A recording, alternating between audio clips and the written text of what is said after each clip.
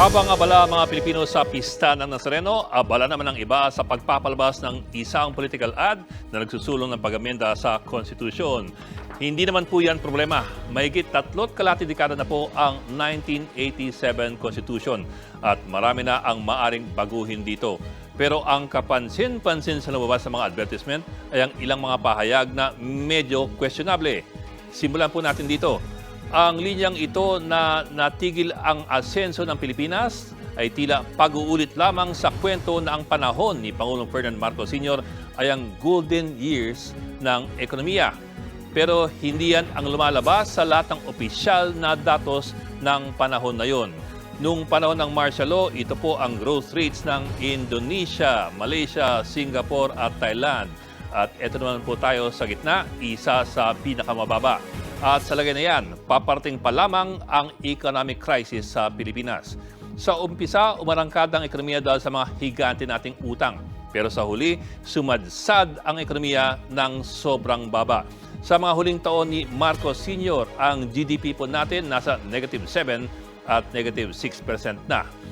Ayon nga kay dating UP School of Economics Dean Emmanuel De Dios na sayang ang 2 dekada sa ilalim ni Marcos dahil umarangkada ang maraming bansa sa ASEAN, samantalang tayo naman ay umurong 2 dekada pa bago tayo'y makabangon muli. Ang sabi rin sa advertisement, pinayaman lang ng 1987 Constitution ang mga mamamamakyaw at yung mga negosyante.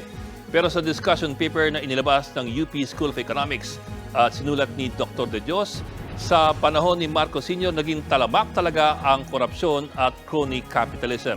Ginamit ang kapangyarihan ng diktadurya para paboran ng mga kamag-anak ng naghaharing pamilya at ang kanilang mga crony. Katunayan, 4 na bilyong dolyar na ang nabawi ng gobyerno mula po sa kanila.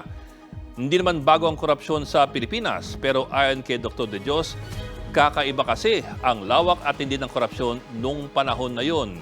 Ito rin ang dahilan kung bakit maraming government financial institutions ang nalugi at nabangkarote.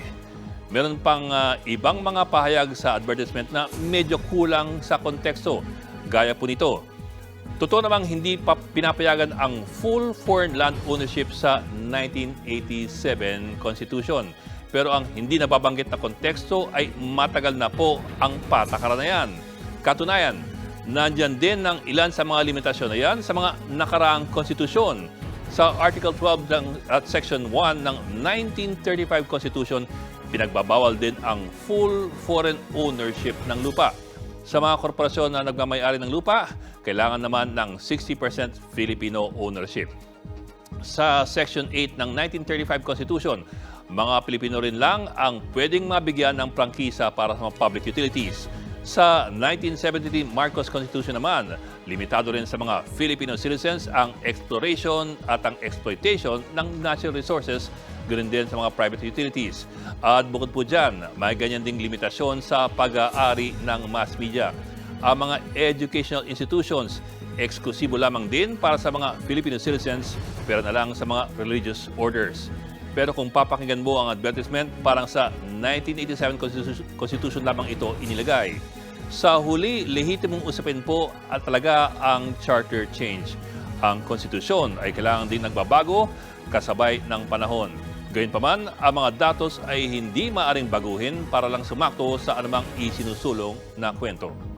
Mga kapatid, Ed Lingaw po, maging maalam at may pakialam sa mga napapanahong balita sa ating bansa. Para sa mas malalimang pagtalakay at paghimay sa mga issue at headlines, tumutok lamang at mag-subscribe sa social media pages ng News 5.